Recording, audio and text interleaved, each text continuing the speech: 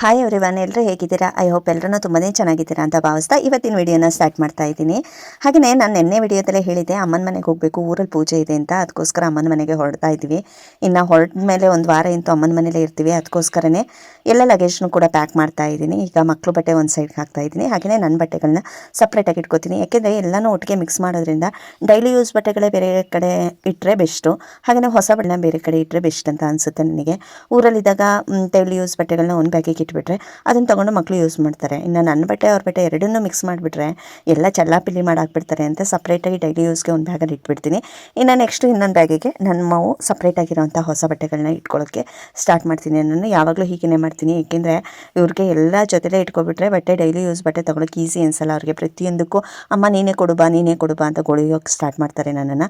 ಅದಕ್ಕೆ ಸಪ್ರೇಟಾಗಿ ಒಂದು ಡೈಲಿ ಯೂಸ್ಗೆ ಒಂದು ಬ್ಯಾಗ್ನ ಇಟ್ಬಿಟ್ರೆ ಅವ್ರ ಪಾಡಿಗೆ ಅವರೆಲ್ಲನೂ ತಗೋತಾರೆ ಬಟ್ಟೆಗಳನ್ನ. ಅದಕ್ಕೋಸ್ಕರ ಡೈಲಿ ಯೂಸ್ ಬಟ್ಟೆಗಳನ್ನ ಒಂದು ಬ್ಯಾಗ್ ಇಡ್ತಾ ಇದ್ದೀನಿ. ಊರು ಅಂತ ಹೋದ್ಮೇಲೆ ಆ ಕಡೆ ಈ ಕಡೆ ಹೋಗ್ತಾ ಇರ್ತೀವಿ. ಅದಲ್ಲದೆ ದೇವ್ರ ಪೂಜೆಗೆಲ್ಲ ನಾವು ಹೊಸ ಬಟ್ಟೆಗಳು ಮಡಿ ಬಟ್ಟೆಗಳನ್ನ ತೊಗೋಬೇಕಲ್ವ. ಹಾಗಾಗಿ ಇನ್ನು ಆ ಕಡೆ ಈ ಕಡೆ ಹೋಗುವಾಗ ಊರು ಅಂದರೆ ಅಮ್ಮನ ಮನೇಲಿ ಒಬ್ಬರು ಮನೇಲಿ ಇರಲ್ಲ, ಆ ಕಡೆ ಈ ಕಡೆ ಹೋಗ್ತಾನೆ ಇರ್ತೀನಿ. ಹಾಗಾಗಿ 4 ಡ್ರೆಸ್ ಅಂತೂ ಸಪ್ರೇಟಾಗಿ ಬೇಕು. ಅದಲ್ಲದೆ ಸ್ಯಾರಿ ಕೂಡ ಬೇಕು. ಇನ್ನು ದೇವ್ರ ಪೂಜೆಗೆ ಅಂದರೆ ಸ್ಯಾರಿ ಯೂಸ್ ಮಾಡ್ತೀವಿ, ಸ್ಯಾರಿ ಕೂಡ ಬೇಕು. ಇವೆಲ್ಲನೂ ಫೋಲ್ಡ್ ಮಾಡಿಕೊಂಡು ಇನ್ನೊಂದು ಬ್ಯಾಗಿಗೆ ಕೂಡ ಇಟ್ಕೋತಾ ಇದ್ದೀನಿ. ನೀವು ನೋಡ್ತಾ ಇರ್ಬೋದು, ಈ ಡ್ರೆಸ್ನ ನಾನು ಮೀಶೋದಲ್ಲಿ ಬೈ ಮಾಡಿದ್ದು. ಇದ್ರ ಲಿಂಕ್ನು ಕೂಡ ನಾನು ಲಾಸ್ಟ್ ವಿಡಿಯೋದಲ್ಲಿ ಬೇರೆ ವಿಡಿಯೋದಲ್ಲಿ ಕೂಡ ಹಾಕಿದೆ.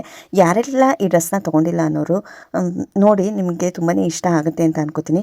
ಫಸ್ಟು ಮೀಶೋದಲ್ಲಿ ತೊಗೊಂಡಿರೋದು ಗ್ರೀನ್ ಡ್ರೆಸ್ಸು. ಅದು ಬಿಟ್ಟರೆ ಇವಾಗ ತಾನೇ ರೀಸೆಂಟಾಗಿ ನಾನು ಈ ಡ್ರೆಸ್ನ ತೊಗೊಂಡಿದ್ದೆ. ತುಂಬಾ ಚೆನ್ನಾಗಿದೆ. ಬಟ್ ತೊಗೊಂಡು ನಾನು ರಿಟರ್ನ್ ಹಾಕೋಣ ಅಂದ್ಕೊಂಡಿದ್ದೆ. ಆ ಡ್ರೆಸ್ ಕ್ವಾಲಿಟಿ ನೋಡಿ, ಆ ಕಲರ್ ಕಾಂಬಿನೇಷನ್ ನೋಡಿ ತುಂಬಾ ಇಷ್ಟ ಆಯಿತು ನನಗೆ. ಲೈಟ್ ಕಲರ್, ಪೀಚ್ ಕಲರಲ್ಲಿ ಲೈಟ್ ಕಲರ್ ಇದೆ, ತುಂಬ ಚೆನ್ನಾಗಿದೆ. ಒಂಥರ ಲೈಟ್ ಆನಿಯನ್ ಕಲರ್ ಅಂತ ಆ ಕಲರ್ ಇದೆ. ಇದು ತುಂಬಾ ಇಷ್ಟ ಆಯಿತು. ನೆಕ್ ಡಿಸೈನ್ ಅಂತೂ ವಿ ಶೇಪ್ ಬಂದಿರೋದ್ರಿಂದ ತುಂಬ ಇಷ್ಟ ಆಯಿತು. ಇನ್ನು ಇದು ಅಂತೂ ನೀವು ನೋಡೇ ಇರ್ತೀರ, ಈ ಡ್ರೆಸ್ ಅಂತೂ ನೀವು ನೋಡೇ ಇರ್ತೀರ. ಕಾಫಿ ಬ್ರೌನ್ ಕಲರಲ್ಲಿ ಇರುತ್ತೆ. ಇದು ಚೆನ್ನಾಗಿದೆ. ಆರೆಂಜು ಅಲ್ಲ, ಹಾಗೆಯೇ ಬ್ರೌನು ಅಲ್ಲ, ಆ ಥರ ಇದೆ. ಈ ಡ್ರೆಸ್ಸು ಕೂಡ ನಿಮಗೆ ನಾನು ತೋರಿಸಿದ್ದೀನಿ ಮೀಶೋದಲ್ಲೇ. ಅದು ಕೂಡ ತುಂಬ ಚೆನ್ನಾಗಿದೆ, ನೀವು ತೊಗೋಬೋದು. ಅದಲ್ಲದೆ ಇದು multi colour dress, yellow and pink mix ವೇಲಂತೂ ತುಂಬಾ ಚೆನ್ನಾಗಿದೆ. ತುಂಬ ಇಷ್ಟ ಆದ ಡ್ರೆಸ್ ಅಂದರೆ ಈ ಫ್ಲಿಪ್ಕಾರ್ಟಲ್ಲಿ ಬೈ ಮಾಡಿರೋ ಈ ಡ್ರೆಸ್ಸು, ಮಲ್ಟಿ ಕಲರ್ ಡ್ರೆಸ್ಸು ತುಂಬ ಚೆನ್ನಾಗಿದೆ. ಇದನ್ನು ತೊಗೊಂಡು ಆಲ್ಮೋಸ್ಟ್ 6 ಮಂತೇ ಆಯಿತು ಅಂತ ಅನ್ಕೋತೀನಿ. ಬಟ್ ನಾನು ಇಲ್ಲಿ ತೋರಿಸ್ತಾರೆ ಯಾವ ಡ್ರೆಸ್ನೂ ಐರನ್ ಮಾಡಿಲ್ಲ. ಯಾಕೆಂದರೆ ನನಗೆ ಐರನ್ ಮಾಡೋಕ್ಕೂ ಗೊತ್ತಿಲ್ಲ, ಆಯಿತಾ. ಅದಕ್ಕೆ ನಾನು ಯಾವುದನ್ನು ಐರನ್ ಮಾಡಲ್ಲ. ಬಟ್ ಹಾಗೆಯೇ ವಾಶ್ ಮಾಡಿ ಇಟ್ಕೋತಿದ್ದೀನಿ ಅಷ್ಟೇ. ಈ ಡ್ರೆಸ್ನ ನಾನು ಊರಲ್ಲೂ ಕೂಡ ಹಾಕೊಳ್ಳೋಕ್ಕೆ ಅಂತಲೇ ಇವು 4 ಡ್ರೆಸ್ಸನ್ನು ಬ್ಯಾಗಿಗೆ ಇಟ್ಕೋತಾ ಇದ್ದೀನಿ, ಫೋನ್ ಮಾಡಿ ಇಟ್ಕೋತಾ ಇದ್ದೀನಿ. ನೀವು ನೋಡ್ತಿರ್ಬೋದು. ಏಕೆಂದರೆ ನನಗೆ ಮೀಶೋದಲ್ಲಿ ತುಂಬ ಇಷ್ಟ ಆದಂತಹ ಡ್ರೆಸ್ಗಳಿವು. ಹಾಗಾಗಿ ಊರಿಗೂ ಹೋದರೆ ಫಂಕ್ಷನ್ಗೆ ಅದು ಇದು, ಊರಲ್ಲಿ ಫಂಕ್ಷನ್ಸ್ ಅಂದರೆ ದೊಡ್ಡ ದೊಡ್ಡ ಫಂಕ್ಷನ್ಸ್ ಯಾವುದೂ ಇಲ್ಲ, ಬರೋಕ್ಕೆ, ಊರಿಗೆ ಹೋಗೋಕ್ಕೆ ಬರೋಕ್ಕೆ, ದೇವಸ್ಥಾನಕ್ಕೆ ಹೋಗೋಕ್ಕೆ, ಇಂಥವಕ್ಕೆಲ್ಲ ಈ ಡ್ರೆಸ್ ಯೂಸ್ ಆಗುತ್ತೆ. ಅದಕ್ಕೋಸ್ಕರ ಈ ಥರ ತೊಗೋತಿದ್ದೀನಿ. ಇನ್ನು 2-3 ಸ್ಯಾರಿ ಕೂಡ ದೇವಸ್ಥಾನದ ಪೂಜೆ ಇರೋದ್ರಿಂದ ಸ್ಯಾರಿನೂ ಕೂಡ ತೊಗೊಂಡಿದ್ದೀನಿ. ಆ ವಿಡಿಯೋ ಕಟ್ಟಾಗಿದೆ, ಆ ವಿಡಿಯೋನ ನಾನು ಮಾಡ್ಕೊಂಡಿಲ್ಲ ಸ್ಯಾರಿ ತೊಗೊಂಡಿರೋದನ್ನ. ಇನ್ನು ಊರಿಗೂ ಕೂಡ ಹೋಗ್ತಾ ಇದ್ದೀವಿ. ಊರಿಗಿಂತೂ ತಲುಪಿದಾಯಿತು. ಮನೆ ನಿಮಗೆ ಮೊದಲೇ ಹೇಳಿದ್ದೀನಿ, ನಮ್ಮದು ಕೊಡಗು ಸೈಡ್ ಅಂತ. ನಾನು ಮುಂಚೆನೇ ನಿಮ್ಮ ಜೊತೆ ಶೇರ್ ಮಾಡ್ಕೊಂಡಿದ್ದೆ. ಕೊಡಗು ಸೈಡ್ ಆಗಿರೋದ್ರಿಂದ ಕೊಡ್ಲಿಪೇಟೆ, ಶನಿವಾರ ಸಂತೆ ಕೊಡ್ಲಿಪೇಟೆ ಹತ್ರ ಅಮ್ಮನ ಮನೆ ಬರುತ್ತೆ. ಅಮ್ಮನ ಮನೆಗಿಂತೂ ತಲುಪಿದಾಯಿತು. ಅಮ್ಮನ ಮನೆ ಹಳ್ಳಿ ಅಂದರೆ ಗೊತ್ತಿರುತ್ತೆ, ಸಿಟಿ ಥರ ಅಲ್ಲ ಹಳ್ಳಿ ಕಡೆ. ಆದರೂ ಆ ಹಳ್ಳಿ ವೆದರು, ಹಳ್ಳಿ ವಾತಾವರಣ ಅಂದರೆ, ನಾವು ಬೆಳೆದಿದ್ದು ಊರು ಅಂದರೆ ನಿಜವಾಗ್ಲೂ ತುಂಬ ಸಂತೋಷ ಆಗುತ್ತೆ ಕಣ್ರಿ. ನಮ್ಮ ಮನೆ ನೋಡಿದರೆ ನಿಜವಾಗ್ಲೂ ನಮ್ಮ ಹೆಂಚಿನ ಮನೆ ಆದ್ರೂ ಅದು ನಮಗೆ ಅರಮನೆನೇ, ಅಷ್ಟು ಖುಷಿ ಅನಿಸುತ್ತೆ. ಅಮ್ಮನ ಮನೆ ಸುತ್ತಲೂ ಕಾಫಿ ತೋಟ, ಇನ್ನು ಭತ್ತ ಬೆಳೆದಿರೋಂತಹ ಭತ್ತದ ಗುಡ್ಡೆಗಳು, ದನ ಹಸುಗಳಿಗೆ ಹಾಕೋಕ್ಕೆ ಹುಲ್ಲುಗಳೆಲ್ಲ ಇಟ್ಕೊಂಡಿದ್ದಾರೆ. ಕಣ ಅಂತ ಹೇಳ್ತೀವಿ. ಮನೆ ಪಕ್ಕನೇ ಕಣ ಇದೆ, ಹುಲ್ಲೆಲ್ಲ ಇಟ್ಕೊಂಡಿದ್ದಾರೆ. ಇನ್ನು ಸುತ್ತಲೂ ತೋಟ. ಇನ್ನು ಕೆಳಗಡೆ ಬಂದರೆ ಊರು, ಎಲ್ಲ ಊರು ಅಂದಮೇಲೆ ಗೊತ್ತೇ ಇರುತ್ತೆ. ಊರೊಳಗಡೆನೆ ಮನೆ ಆದರೆ, ಬಟ್ ನಮ್ಮ ಮನೆ ಲಾಸ್ಟಲ್ಲಿ ಇರೋದ್ರಿಂದ ಸುತ್ತಲೂ ತೋಟ ಇದೆ, ಆಯಿತಾ. ಮನೆಯಿಂದ ಹೊರಗಡೆ ಎಲ್ಲ ಸುತ್ತಲೂ ತೋಟ ಇದೆ, ಕಾಫಿ ತೋಟ ಇದೆ.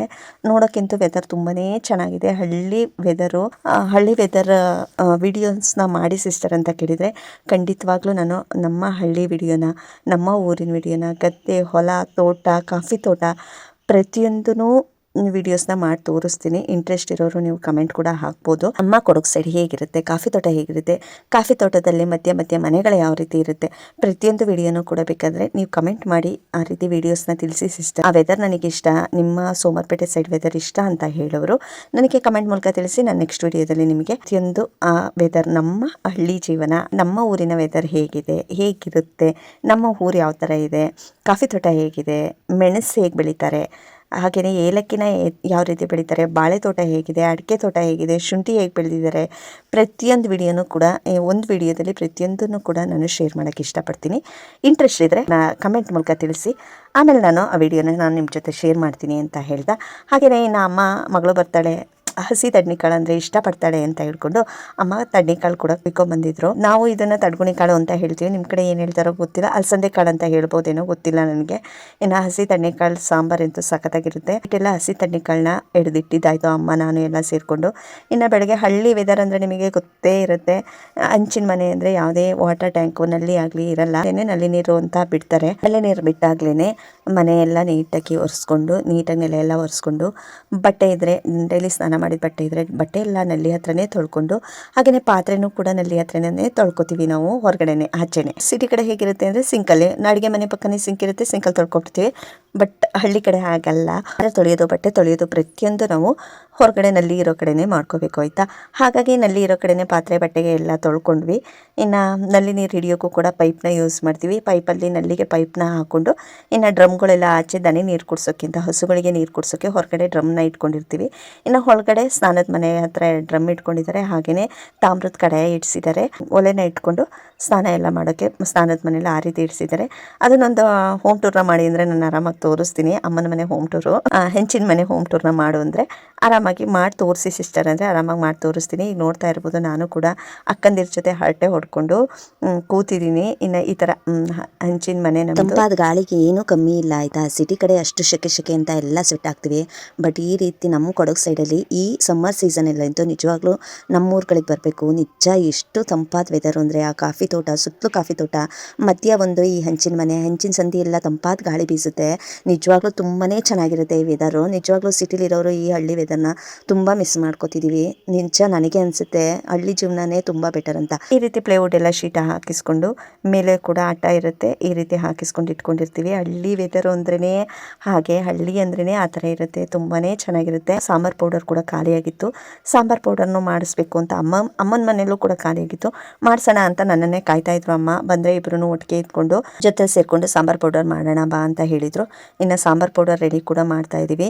ಧನಿಯಾ ಕಾಳೆಲ್ಲ ಹುರ್ಕೊಂಡು, ಹಾಗೆಯೇ ಸಾಂಬಾರ್ ಪೌಡರ್ಗೆಲ್ಲ ಏನೇನು ಬೇಕು ಕಾಳು ಐಟಮ್ಸ್ಗಳು, ಆ ಐಟಮ್ಸ್ ಎಲ್ಲ ಹಾಕ್ಕೊಂಡು, ಇನ್ನು ಒಣಮೆಣ್ಸಿಕಾಯಿ ಎಲ್ಲ ಹುರ್ಕೊಂಡು ಅದನ್ನೆಲ್ಲ ಸಾಂಬಾರ್ ಪೌಡರ್ಗೆ ಮಿಲ್ಲಿಗೆ ಕೊಟ್ಟಿದ್ದು ಆಯಿತು. ಅದನ್ನು ಸ್ವಲ್ಪ ವಿಡಿಯೋನು ಕೂಡ ಮಾಡಿದ್ವಿ ಅಷ್ಟೇ, ಫುಲ್ ಡೀಟೇಲಾಗಿ ವಿಡಿಯೋ ಮಾಡಲಿಲ್ಲ. ಪ್ರತಿಯೊಬ್ಬರಿಗೂ ಸಾಂಬಾರ್ ಪೌಡರ್ ಮಾಡೋದು ಹೇಗೆ ಅಂತ ಎಲ್ರಿಗೂ ಗೊತ್ತಿರುತ್ತೆ, ಬಟ್ ನನಗೆ ನಮ್ಮಮ್ಮ ಮಾಡೋ ರೀತಿ ತುಂಬಾ ಇಷ್ಟ, ಅದಕ್ಕೋಸ್ಕರ ಅಮ್ಮನ ಜೊತೆನೇ ಮಾಡಿಸ್ಕೋಗ್ತೀನಿ. ನಾನು ಕೂಡ ಮಾಡ್ತೀನಿ, ಬಟ್ ಈ ಥರ ಟೇಸ್ಟ್ ಅಮ್ಮ ಮಾಡೋ ಟೇಸ್ಟ್ ನನಗೆ ಬರಲ್ಲ. ಅದಕ್ಕೋಸ್ಕರ ಫ್ರೀಯಾಗಿದ್ದಾಗ ಈ ಸಮ್ಮರ್ ಸೀಸನಲ್ಲಿ ಮಾಡಿಸ್ಕೋಗ್ತೀನಿ. ಅದು ಬಿಟ್ಟರೆ ಇನ್ನು ಆಯುಧ ಪೂಜೆ, ದಸರಾ ಟೈಮಲ್ಲಿ ನನಗೆ ಮತ್ತೆ ಮಕ್ಳಿಗೆ 1 ಮಂತ್ ರಜೆ ಇರುತ್ತೆ, ಆ ಟೈಮಲ್ಲಿ ಬಂದು ಮತ್ತೆ ಮಾಡಿಸ್ಕೊಂಡು ಹೋಗ್ತೀನಿ. ವರ್ಷಕ್ಕೆ 2 ಸಲ ಸಾಂಬಾರ್ ಪೌಡರ್ ಮತ್ತು ಅಚ್ಕಾರದ ಪುಡಿ ಮತ್ತು ಧನಿಯಾ ಪೌಡರ್ನ ಮಾಡಿಸ್ಕೊಂಡು ಹೋಗ್ತೀನಿ. ಇನ್ನು ಮಿಕ್ಸ್ ಮಾಡಿ ಇಟ್ಕೋತೀನಿ, ನನಗೆ ಯೂಸ್ ಆಗುತ್ತೆ. ಇನ್ನು ಮಟನ್ ಸಾಂಬಾರ್ ಪೌಡರ್ನ ಸಪ್ರೇಟಾಗಿ ನಾನೇ ಮಾಡಿಸ್ಕೊಳ್ಳೋದ್ರಿಂದ ಅದು ಬೇಕಾಗಲ್ಲ ನನಗೆ, ಬಟ್ ಅಚ್ಕಾರದ ಪುಡಿ ಮತ್ತು ಈ ಸಾಂಬಾರ್ ಪೌಡರ್ ನನಗೆ ಬೇಕೇ ಬೇಕು. ಅದಕ್ಕೋಸ್ಕರ ಈ ರೀತಿ ಬಂದಾಗ ಅಮ್ಮನ ಜೊತೆನೇ ಮಾಡಿಸ್ಕೋಗ್ತೀನಿ. ಇನ್ನು ಊರಿಗೆ ಬಂದಮೇಲೆ, ಅಮ್ಮನ ಮನೆಗೆ ಬಂದಮೇಲೆಂತೂ ಮಕ್ಕಳನ್ನಂತೂ ಕೈಲಿ ಹಿಡಿಯೋಕ್ಕಾಗಲ್ಲ. ಕೈಗಿಂತೂ ನನ್ನ ಮಕ್ಕಳು ನನ್ನ ಕೈಗೆ ಸಿಗೋದೇ ಇಲ್ಲ ಆಯಿತಾ. ತಾತ ಅಜ್ಜಿಯವ್ರ ಜೊತೆ ಗದ್ದೆ ಹೊಲ ಮನೆ ಅದು ಇದು ಹಸು ಹುಲ್ಲು ಹಾಕೋದು, ನೀರು ಕೊಡೋದಂತೆ, ಆ ಕೆಲಸ ಈ ಕೆಲಸ ಅಂದ್ಕೊಂಡು ಅಜ್ಜಿ ತಾತನ ಜೊತೆನೇ ಹೊರಟೋಗ್ಬಿಡ್ತಾರೆ. ಇನ್ನು ನನ್ನ ಮಗಳು ಒಂದೊಂದು ನನ್ನ ಜೊತೆ ಇರ್ತಾಳೆ, ಎನಿ ಟೈಮ್ ಬಿಸಿಲಲ್ಲಿರಲ್ಲ. ಇನ್ನು ಅಕ್ಕಂದಿರ ಜೊತೆ ಆರಾಮಾಗಿ ಕಾಲ ಕಳ್ಕೊಂಡು, ಅವರು ಕೂಡ ಪೂಜೆ ಅಲ್ವಾ, ಹಾಗಾಗಿ ಎಲ್ಲರೂ ಈ ಟೈಮಲ್ಲೇ ನಮ್ಮ ಅಕ್ಕಂದಿರು, ನಮ್ಮ ದೊಡ್ಡಪ್ಪಂದಿರ ಮಕ್ಕಳು ಅಂದರೆ ನಾನು ಒಬ್ಬಳೆ ಮಗಳು, ಇನ್ನು ನನ್ನ ತಮ್ಮ ಇದ್ದಾನೆ. ಅಕ್ಕಂದಿರ ಮಕ್ಕಳು ಅಂದರೆ ನಮ್ಮ ಅಕ್ಕಂದಿರನೇ, ಬಟ್ ಇನ್ನು ಒಟ್ಟು ಕುಟುಂಬನೇ, ಕೂಡು ಕುಟುಂಬ ಥರನೇ ಇದ್ದೀವಿ. ಹಾಗಾಗಿ ಅವರು ಕೂಡ ಬರ್ತಾರೆ, ಅವರು ಎಲ್ಲ ಸೇರಿಕೊಂಡ್ರೆ ಒಟ್ಟಿಗೆ ಸೇರ್ಕೊಬಿಡ್ತೀವಿ, ಎಲ್ಲ ಕೂತ್ಕೊಂಡು ಹಾಟೆ ಹೊಡ್ಕೊಂಡು ಮಾತಾಡ್ತಾ ಕೂತ್ಕೋತೀವಿ.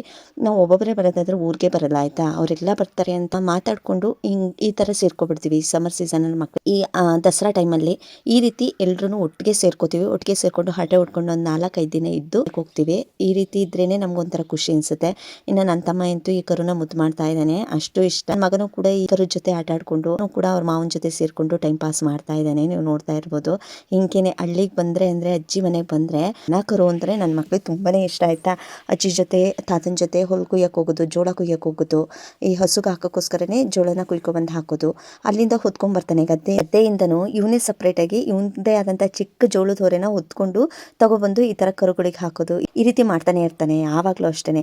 ಇನ್ನು ನಮ್ಮ ಅಕ್ಕನ ಪಾಪನೂ ಕೂಡ ನೋಡಿ ಎಷ್ಟು ಆ ಕರು ಅಂದರೆ ಅಷ್ಟು ಇಷ್ಟಪಡ್ತಾನೆ, ಅದು ಕೂಡ ಮುದ್ದು ಮಾಡ್ತಾ ಇದ್ದಾನೆ. ಬಟ್ ಆ ಕರುನೂ ಕೂಡ ಇವ್ರು ಆಡೋದು ನೋಡಿ ಅಷ್ಟು ಚೆನ್ನಾಗಿ ಆಟ ಆಡ್ತಿದೆ. ಇನ್ನು ಊರಲ್ಲಿ ನಾಳೆ ಕೂಡ ದೇವ್ರ ಪೂಜೆ ಇದೆ. ನಾಳೆಯಿಂದ ದೇವ್ರ ಪೂಜೆ ಸ್ಟಾರ್ಟ್ ಆಗುತ್ತೆ.